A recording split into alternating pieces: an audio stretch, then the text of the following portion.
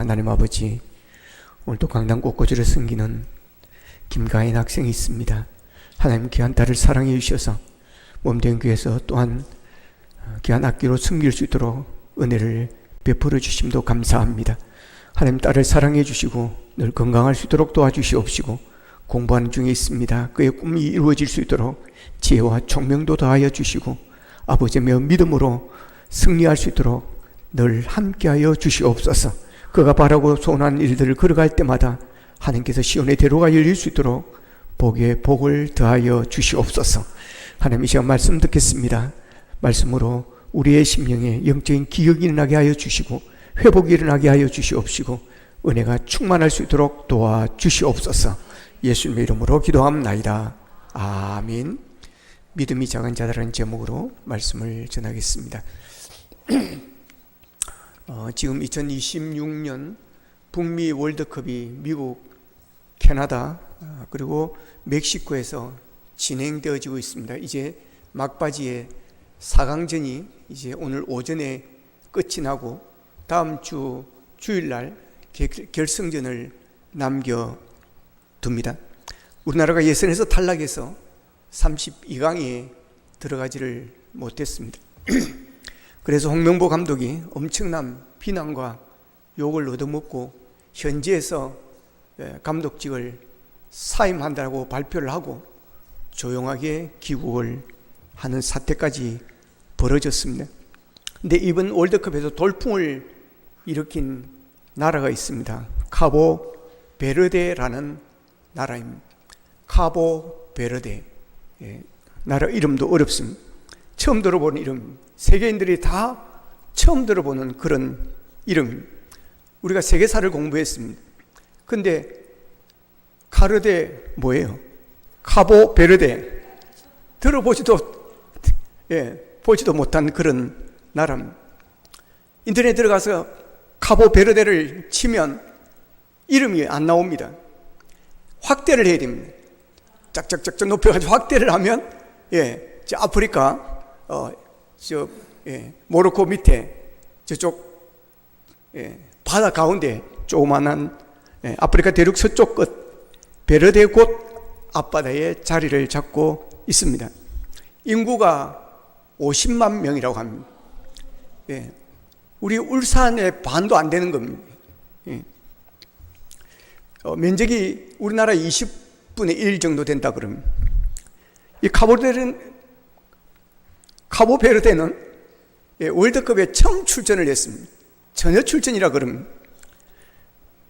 그런데 예선전에서 항상 우승 후보 강호 스페인을 만났습니다. 첫 시합이었습니다.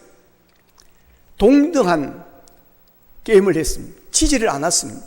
비겼습니다. 그리고 강호 우루과이를 만났습니다. 또 비겼습니다. 2대2로 니도 2골 넣고 나도 2골 넣고, 그래가지고 32강에 올라갔습니다. 뭐든지 이게 세상 말로 하면 운이 따라줘야 됩니다. 이게 잘 32강에 가서 또 16강으로 가려고 하면 좀 쉬운 팀을 만나면 좋습니다. 근데 아르헨티나를 만났습니다. 아르헨티나 어떤 나라입니까, 여러분? 월드컵 3회 우승한 나라입니다. 1978년, 1986년, 그리고 2022년. 그러니까 이 앞에 분의 월드컵 우승팀입니다. 그것을 디펜딩 챔피언이라고 이렇게 부릅니다. 누가 봐도 쉬운 게임이라고 생각했습니다. 아르헨티나 그냥 쉽게 이길 것이라고 생각을 했습니다. 근데 이변이 일어난 겁니다. 이 아르헨티나도 뭐 너쯤이야 라고 생각을 했습니다. 긴장을 좀 늦췄던 것 같습니다. 근데 이 카보베르데가 2골을 먼저 전반전에 넣어버린 것입니다. 세계가 뒤집어진 것입니다. 그 세계 최고의 선수 메시, 제가 봐도 전무후무한 그런 선수가 다시 나올까 싶을 정도입니다. 그런 좁은 공간에서 헤집고 골을 집어넣는 선수입니다. 긴장한 것입니다. 놀란 것입니다. 그러니까 정신을 바짝 차리고 다시 그들이 허리띠를 졸라매고 싸웠습니다. 그래서 뒤에 결국 3골을 집어 넣고 아르헨티나가 역전승을 거두었습니다. 놀라운 일입니다. 어떻든 3대1로 졌지만 이 카보 베르데는 유명해졌습니다. 여러분, 제가 이 카보 베르데와 아르헨티나 축구 경기를 제가 보았습니다. 이 카보 베르데 선수들, 이 메시리가 있는 그 세계적인 강 스타들이 다 있는 그 선수들과 경기를 하는 것을 보면서 그들에게 본 한 가지가 있습니다. 자신감이었습니다. 사실 월드컵에 처음 출전해서 32강에 올라온 것도 기적입니다. 그런데 세계 최고의 선수의 메시를 비롯한 그런 선수들로 구성된 이 아르헨티나를 만나게 되어지면 여러분, 일단 두려워합니다. 긴장을 합니다. 우리 동네 말로 하면 얼어버리는 것입니다. 저도 초등학교 중학교 때 운동선수를 했습니다. 그래서 면대회도 나가보고 군대도 나가봤습니다. 강팀을 만나면요, 일단 주눅이 듭니다. 그게 강한 스타일이 있고 강한 어떤 선수 그 스타가 있으면요, 긴장을 합니다. 그리고 때로는 얼어버리기도 하는 것입니다. 그러면 몸이 잘 풀리지를 않습니다. 그런데 이들은 그런 게 없었습니다. 디펜딩 챔피언 아르헨티나입니다. 월드컵 3회 우승을 했습니다. 월드컵 3회 우승하면 우승컵을 그들에게 넘겨줍니다. 그런 나라를 만났는데도 이들은 긴장하지 않았습니다. 오히려 초반부터 밀어붙였습니다. 여러분, 이 힘은 자신감에서 나오는 힘입니다. 예선전 조별리그에서도 1패도 하지 않았습니다. 그 스페인을 만나도 물러서지 않았습니다. 우루과이도 마찬가지입니다. 그렇기 때문에 아르헨티나를 만나서도 자신감을 가진 것입니다. 스페인도 우리가 안 졌다 그러면서 밀어붙이는 겁니다. 여러분, 이 자신감이라는 게 아주 중요합니다. 이 자신감이 두려움을 몰아내기도 하는 것입니다. 그렇기 때문에 우리가 무슨 일을 하든지 이 자신감을 가지는 게 아주 중요합니다. 나는 못해, 나는 할 수 없어, 이러면 안 됩니다. 자신감을 가져야 두려움이 사라지게 되어지는 것입니다. 그렇기 때문에 어떤 강팀을 만나더라도, 어떤 어려운 일을 만나더라도 여러분, 자신감을 가지고 기죽지 않고 당당하게 싸우는 것, 이게 여러분 승리의 비결임을 믿으시기를 바랍니다. 다윗에 보면 전쟁할 때마다, 나갈 때마다 승리를 했습니다. 어떻게 그런 승리가 있었습니까? 자신감입니다. 그 자신감이 어디에서 나온 자신감입니까? 믿음에서 나온 자신감입니다. 하나님이 나와 함께하는 믿음. 사무엘상 8장 6절에 보면 이렇게 말씀합니다. 다윗이 어디로 가든지 여호와께서 이기게 하시니라. 다윗이 어디로 가든지 여호와 하나님께서 이기게 하시더라는 것입니다. 이 믿음이 있습니다. 이 믿음이 그의 두려움을 사라지게 만들었습니다. 하나님이 나와 함께 하신다. 하나님이 나를 도와주시는 분이시다. 하나님이 나를 이기게 해주시는 분이시다.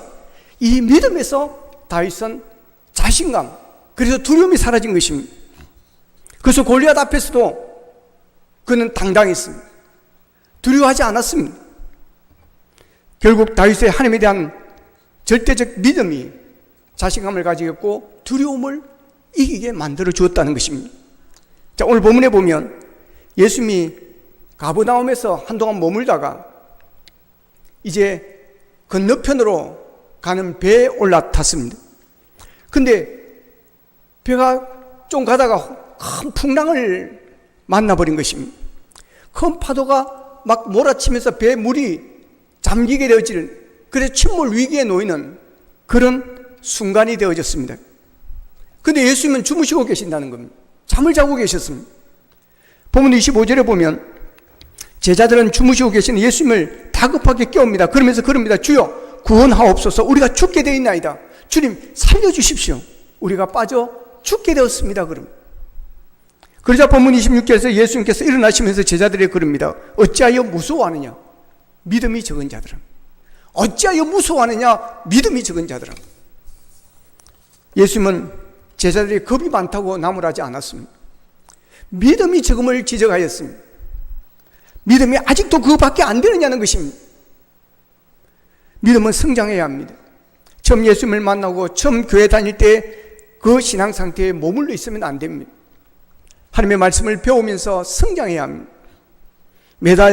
매년 달라져야 하는 것입니다. 신앙이 무르익어야 하는 것입니다.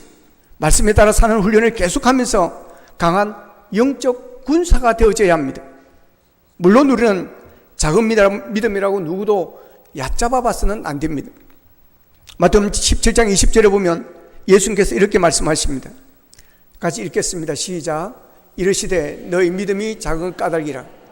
진실로 너희에게 이르노니 만일 너희에게 믿음이 겨자씨 하나만큼만 있어도 이 산을 명하여 여기서 저기로 옮겨지라 하면 옮겨질 것이요 또 너희가 못할 것이 없으리로다. 아멘. 겨자씨 하나만큼만 믿음만 갖다 하더라도 산을 옮길 능력이 있다고 하는 것입니다. 우리가 믿으면 전능하신 하나님께서 우리를 위해서 일하시기 때문에 그렇습니다. 그러므로 우리는 다른 사람의 믿음에 대해서 크다 작다 어떻다라고 우리가 함부로 말해서는 안 됩니다. 그렇다고 해서 우리가 작은 믿음만 가지고 살아서도 안 되는 것입니다. 왜냐하면 때로 작은 믿음은 위험합니다. 작기 때문에 바람이 불면 날아갈 수가 있습니다. 작기 때문에 비가 오면 떠내려갈 수도 있는 것입니다.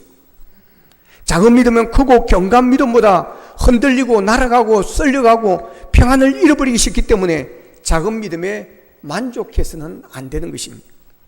창세기 1장 31절에 보면 하나님이 지으신 그 모든 것을 보시니 보기에 심히 좋았더라라고 말합니다. 하나님은 세상의 모든 것을 창조하신 이후에 지으신 모든 것을 보시며 좋아하셨더라고 했습니다. 특별히 사람을 만들고 나서는 심히 좋았더라고 이렇게 말하고 있습니다. 하나님이 만드시고 좋아하신 작품 중에는 우리 모두가 다 포함이 되어 있습니다. 그러므로 우리는 모두 하나님의 작품임을 믿으시기를 바랍니다. 세상에는 장인이 만든 작품, 뛰어난 재료들, 그리고 탁월한 디자인, 우수한 기능으로 인해서 각광받는 명품들이 있습니다. 소위 명품으로 분류되는 것은 특징이 있습니다. 먼저는 품질이 좋다는 점에서 소문이 나 있고 소문만큼 가격이 비싸기 때문에 많지 않다는 특징이 있습니다. 그리고 명품은 값싼 유사품이 존재합니다. 즉 짝퉁이 있습니다. 우리는 하나님의 작품입니다. 왜냐하면 하나님께서 우리를 만드신 작품이기 때문에 그렇습니다. 우리는 예수를 믿음으로 하나님의 복을 받는 사람이 되었습니다. 신명기 28장 2절에 보면 하나님은 모세를 통해서 이스라엘 백성들에게 이렇게 말씀을 하십니다. 내가 내 하나님 여호와의 말씀을 청종하면 이 모든 복이 내게 임하여 내게 이르리니라고 말합니다. 하나님의 말씀을 잘 듣고 그 말씀을 지키면 하나님께서 준비하신 모든 복을 누리게 된다는 것입니다. 하나님께서 주시는 복은 그 가치를 돈으로 환산할 수 없을 정도로 귀한 것입니다. 평안도 하나님이 주시는 복입니다.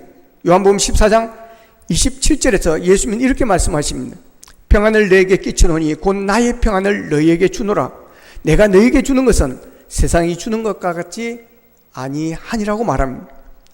하나님이 주시는 평안은 세상 것과 다릅니다. 이 평안이라는 복에도 유사품 짝퉁이 있습니다. 편리함, 편안함입니다. 유사 가방이나 짝퉁 시계를 제작하고 판매하면 그는 불법에 해당되어집니다. 그러나 그런 유사품을 구입해서 착용한다고 해서 유사품을 사용한다고 해서 우리에게 특별한 해가 되지는 않습니다. 편리함이나 편안함도 마찬가지입니다. 꼭 나쁜 것은 아닙니다. 그러나 유사품은 유사품입니다. 품질이 좋은 상태로 오래 남아있지 않습니다. 짝퉁 같은 편리함이나 편안함은 우리를 건강하게 만들지 못합니다. 비싼 의자에 앉으면 편리하고 편안할 수는 있으나 그 비싼 의자가 우리를 평안하게 하지는 못합니다. 크고 넓은 집에 살면 편리하고 편안할 수는 있으나 우리의 평안을 보장해 주거나 행복하게 해주지는 못합니다. 하나님이 주신 가짜 복인 편리나 편안함은 게으르고 나태하게 만드는 덫이 되어지기도 합니다. 편리한 편안함은 돈만 있으면 누릴 수 있습니다. 적절한 금액만 지불하면 음식을 해먹을 일도 없습니다. 빨래를 안 해도 살 수가 있고 청소도 안 해도 살 수 있습니다. 여유만 있다면, 돈이 있다면 얼마든지 편리함과 편안함을 구할 수 있습니다. 비행기를 타면 1등석, 퍼스트 클래스, 2등석, 비즈니스 클래스, 3등석, 이코노미 클래스로 나누어집니다. 1등석은 다리도 쭉 펼 수가 있고 누울 수도 있습니다. 비즈니스 클래스도 편안합니다. 보통 사람들이 많이 타는 이 이코노믹 클래스는 여러 면에서 좁고 불편합니다. 그런데 비행기를 탈 때 보면 각각의 클래스대로 타지 않고 꼭 1등, 2등석을 지나야 3등석에 갈 수가 있습니다. 지나가면서 이렇게 넓은 자리에 돈 많이 내면 좋은 자리에 앉을 수 있다는 것을 알려주는 것 같습니다. 돈이 있으면 얼마든지 편리하고 편안하게 살 수 있습니다. 그러나 돈으로 편안함은 살 수 있을지 모르지만 하나님이 주시는 진짜 복, 평안함을 누릴 수는 없습니다. 이처럼 돈은 가짜 복인 편리나 편안을 누리는 데는 유용하지만 진짜 복, 평안을 누리는 데는 도움이 되지를 못합니다. 진짜 복은 평안입니다. 이 평안은 오직 믿음으로만 얻을 수 있음을 믿으시기를 바랍니다. 전능하신 하나님께서 나를 사랑하신다고 굳게 믿어도 모두가 부자가 되지는 않습니다. 예수 그리스도를 믿는 믿음이 믿는 사람들의 삶을 편리하고 편안하게 하지는 않을 때도 있습니다. 오래 신앙생활을 하다 보면 시간도 써야 되고 돈도 내야 되고 하지 않아도 될 일을 내가 해야 힘든 그런 일들이 많습니다. 편리하고 편하기보다는 믿음 때문에 불편함을 감수해야 되는 일들이 많이 있습니다. 믿음은 평안을 주지만 편리함과 편안함과는 거리가 멀기도 합니다. 하나님은 때때로 우리를 연단시키기 위해서 가난에 처하게 하시고 때로는 고난과 역경 속에 처하게 하시기도 하십니다. 하지만 믿음의 사람은 가난에 처해도 어려움을 겪고도 불편할 수는 있겠으나 불안해하지는 않습니다. 왜냐하면 주님과 동행하기 때문에 하나님과 함께 있다는 이 평안을 누리기 때문에 그렇습니다. 큰 파도가 일었을 때 예수님이 주무시고 계셨어도 제자들이 정말로 믿음이 있었다면 무서워하거나 두려워하지는 말았어야 하는 것입니다. 그래서 예수님께서 책망하셨습니다. 어찌하여 무서워하느냐 믿음이 적은 자들아. 제자들은 능력을 행하시는 예수님을 보았습니다. 오늘 보면 바로 앞에도 중풍병자의 하인을 예수님께서 말씀 한마디로 치유하는 그런 일이 있었습니다. 제자들은 예수님께 행하시는 놀라운 능력들, 기적들을 그들은 보았습니다. 그러므로 자신이 처한 위기에서도 예수님이 계시기에 그들은 예수님을 믿고 안심할 수 있어야 했던 것입니다. 그러나 그들은 예수님께 믿음이 적다는 책망을 받았습니다. 제자들이 그랬던 것처럼 우리가 예수님과 함께하고 있다고 믿고 살아도 삶에 풍랑이 일 때가 있습니다.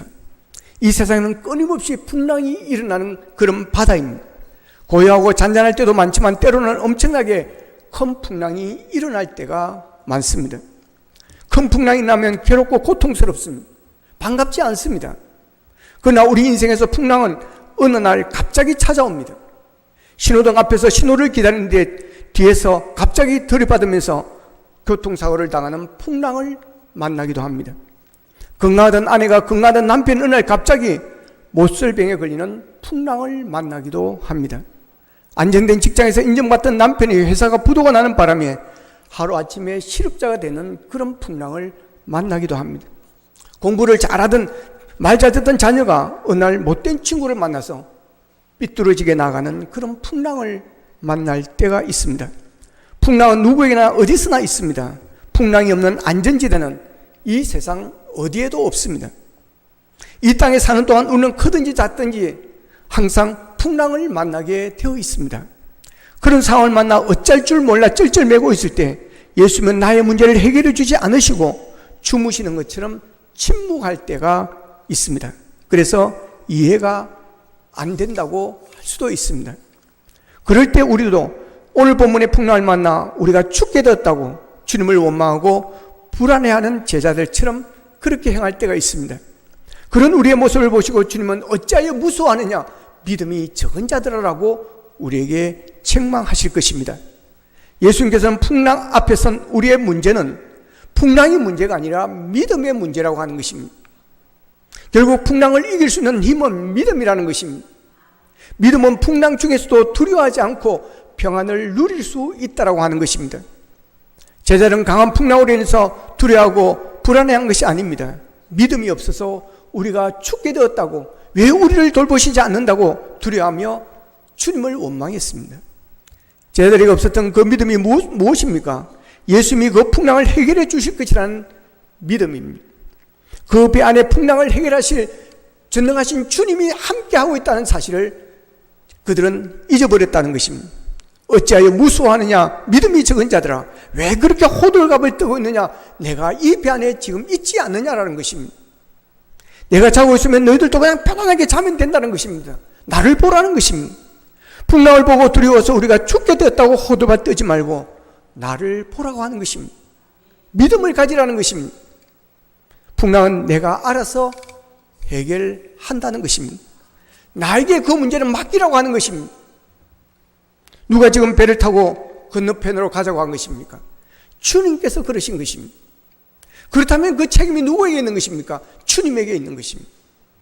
큰 풍랑 속에서 제자를 죽지 않게 할 책임도 주님께 있고, 풍랑이 있는 바다에 배가 가라앉지 않게 할 책임도 주님께 있는 것입니다.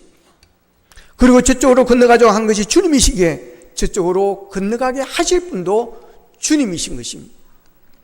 왜냐하면 주님의 약속하신 것은 그 어떤 일이 있어도 행하시는 신실하신 분이기 때문입니다. 히브리서 11장 1절에서는 이렇게 말씀하십니다. 같이 읽겠습니다. 시작. 믿음으로 사라 자신도 나이 많아 단산하였으나 잉태할 수 있는 힘을 얻었으니 이는 약속하신 일을 미쁘신 줄 알았습니다. 아멘.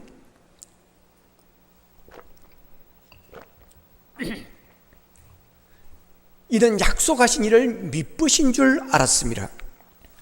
이 미쁘다는 말은 영어로 페이스풀입니다. 즉 신실하다입니다. 한자어로 신실 혹은 성실이라는 말에는 꼭 말은자가 들어가 있습니다. 신실하다는 것은 말에 책임을 진다는 것입니다.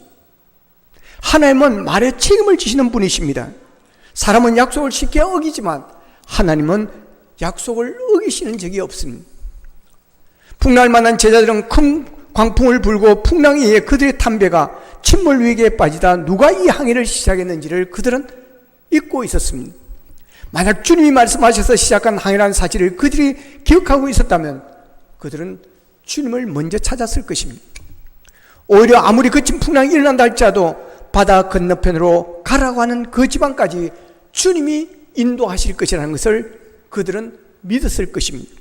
그러나 그들은 우리가 저편으로 건너가자는 주님의 말씀을 기억하지 못했습니다. 그래서 풍랑이 날 때 두려워하고 주님을 깨우면서 원망을 했던 것입니다. 여러분, 하나님은 결코 약속을 어기시는 분이 아니십니다. 반드시 약속을 이루시는 분이십니다. 여러분 생각해 보십시오. 지금 풍랑으로 물이 배에 가득 찼습니다. 배에 물이 차서 이제 가라앉으려고 하는 그런 위기입니다. 그런데 이런 상황에서 어떻게 주무시고 계신다는 것입니까? 그냥 주무신 것이 아니라 깊이 잠드셨습니다. 제자들이 깨워야, 흔들어 깨워야 할 정도로 그분은 잠이 들으셨습니다. 이 장면이 이해가 되겠습니까? 세상 모르고 주무실 정도로 주님이 그렇게 피곤하셨을까요? 주님이 노를 지으신 것도 아닙니다. 엄밀하게 말하면 주님만 피곤한 것이 아니라 제자들도 피곤하기는 마찬가지인 것입니다. 그러면 주님은 다른 사람과 달리 한 번 주무시면 세상이 두 쪽이 나도 모를 정도로 깊은 잠을 주무시는 분이신가라는 겁니다. 그렇지 않습니다. 근데 왜 그렇게 태평하게 주무셨는가 하는 겁니다. 제자들과 우리는 그 광풍 속에 고요히 주무시는 예수님의 인격에 우리는 놀라야 할 것입니다.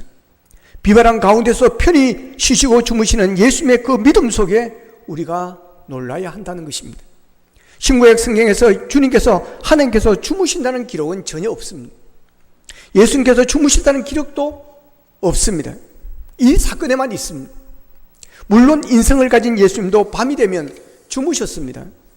그런데 성경상의 기록은 이 사건에만 예수님께서 주무셨다고 기록이 되어 있습니다. 풍랑 속에서 질풍노도한 가운데서 예수님이 편히 주무시고 계셨다는 것입니다. 그만큼 예수님의 이 본문에 주무신 사건은 어미심장한 사건이요, 오늘 우리에게 들려주시고자 하는 그다음 메시지가 있다고 하는 것입니다. 예수님께서 주무신 것은 상당히 의도적인 행동이었습니다. 풍랑을 잔잔케 하던, 더욱 거센 풍랑을 일으키시던 그것은 하나님의 일입니다. 하나님께서 하실 일입니다. 하나님은 풍랑을 일으키실 수도 있고 풍랑을 잔잔하게 하실 수도 있는 분이십니다. 하나님은 산을 세우기도 하시는 분이시고 산을 무너뜨리기도 하시는 분이십니다. 다만 우리는 그분을 신뢰하고 풍랑 속에도 평안할 수 있는 믿음이 우리에게 필요한 것입니다. 예수님이 바로 이것을 우리에게 기대하시는 것입니다. 제자들이 어떻게 하든지 하는지를 기다렸던 것은 아닐까요? 풍랑을 맞는 제자들이 어떻게 하는지 지켜보기 위해서 그렇게 주무셨던 것처럼 행동했던 것 같기도 합니다. 주님은 풍랑을 맞는 제자들의 반응을 보고 싶어 하셨습니다. 주님은 제자들이 풍랑을 잔잔하게 하시는 주님을 보는지 아니면 거친 풍랑을 보는지를 기다렸던 것 같습니다. 그런데 제자들은 자기들과 함께 동행하시는 주님을 보지 않고 거친 풍랑을 보았습니다. 그리고 주님을 향하여 불평하고 원망을 했습니다. 미국의 가장 존경받는 인물인 에이브라함 링컨의 평생 좌우명은 하나님이 나와 함께 하시면 이었다고 그럽니다. 하나님이 나와 함께 하시면. 그는 언제나 낙관주의자였다고 그럽니다. 그는 아무리 어려운 역경과 위기 속에도 웃음을 잃지 않았다는 겁니다. 사람들이 그 이유를 물었을 때 그는 이렇게 대답하고 그럽니다. 하나님이 내 편이시기 때문입니다. 따라합시다. 하나님이 내 편이시기 때문입니다. 에브라임 링컨처럼 하나님이 내 편으로 계시기 때문에 거친 풍랑 속에도 두려워하지 않고 웃을 수 있는 믿음이 우리에게 있어야 될 줄로 믿습니다. 혹시 제자들처럼 여러분과 동행하신 주님을 보기보다는 거친 풍랑 같은 환경을 보며 두려워 떨고 있지는 않습니까? 두려우십니까? 불안하십니까? 주님의 얼굴을 보시기를 바랍니다. 괴로울 때 주님의 얼굴을 보시기 바랍니다. 이제 우리가 구해야 할 것은 환경을 잠잠케 해주십시오, 풍랑을 꾸짖어 주십시오라고 기도할 것이 아니라 어떤 환경에서도 안식할 수 있는 그런 믿음을 주십시오. 어떤 풍랑 한가운데서 평안을 누릴 수 있도록 주여 제게 믿음을 주십시오라고 우리는 기도해야 할 것입니다. 메르큐스 마네라는 부인이 있습니다. 남편은 사업에 부도를 내고 어느론가 도망가 버렸습니다. 살림을 다 잃어버리고 알거지가 돼서 이 부인은 길거리로 나앉게 되었습니다. 어린 아들 하나가 문방구에서 연필 하나를 훔치는 사건이 났습니다. 들켰습니다. 학교에서 쫓겨났습니다. 더 이상 살고 싶은 마음이 없었습니다. 깨끗이 죽자 아이들을 재우고 가스를 켰습니다. 가스가 스며 나옵니다. 정신이 몽롱해졌습니다. 그때 이웃집에서 부르는 찬송 소리가 들렸습니다. 내 모든 시험 무거운 짐을 주 예수 앞에 아뢰이면 근심에 쌓인 날 돌아보사 내 근심 모두 맡으시네. 이 찬송 소리가 그의 마음을 흔들었습니다. 그래, 내가 죽을 생각을 하면서 왜 기도할 생각을 못했던 거. 아이들을 밖으로 내어밀고 가스를 잠궜습니다. 방 한 곳에 무릎을 꿇고 기도를 올립니다. 눈물이 콱 쏟아졌습니다. 용기를 냈습니다.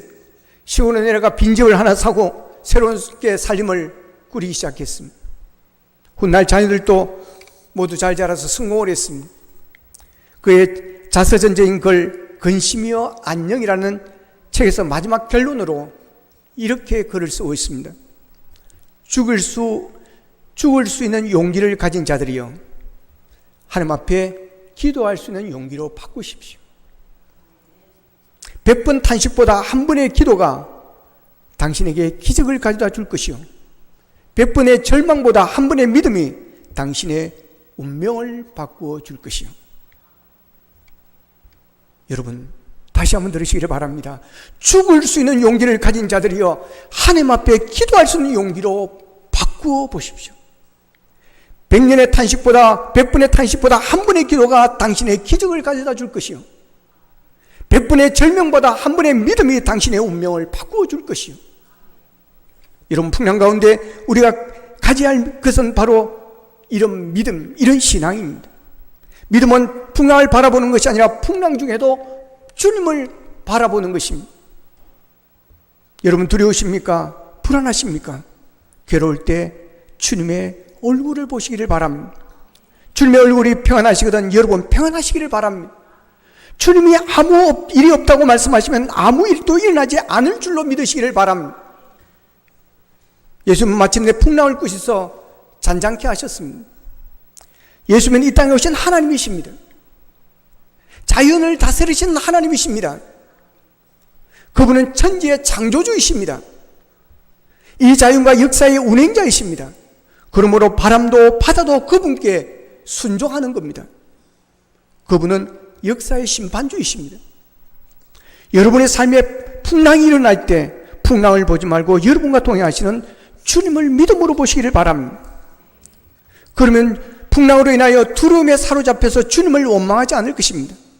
풍랑 중에도 즐거워하고 평안을 누릴 수 있을 것입니다.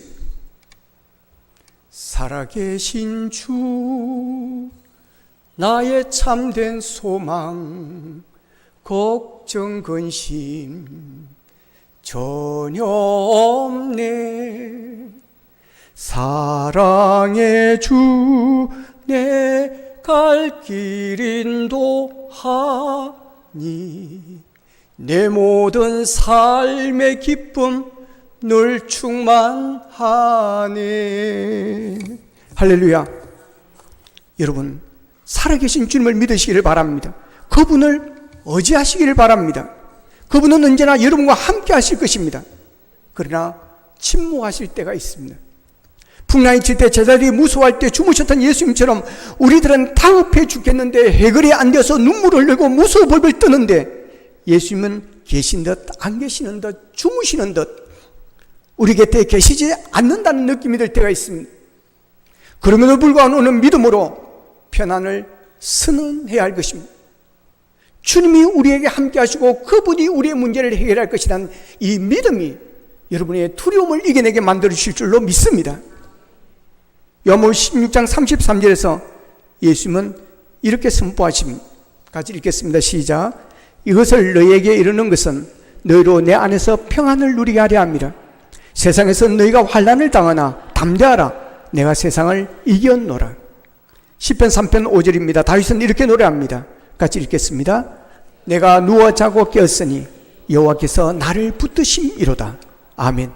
내가 저녁에 누워 잠을 자고 아침에 다시 깨어나는 것은 여호와께서 나를 지켜주시기 때문이라는 것입니다. 예수님은 우리는 평안 없는 불안한 삶이 되어서는 안 됩니다. 평안을 갖지 못하는 믿음은 참된 믿음이 아닌 것입니다. 믿음 안에 우리는 자신감을 가져야 됩니다. 믿음 안에서 두려움을 우리는 이겨내야 되는 것입니다.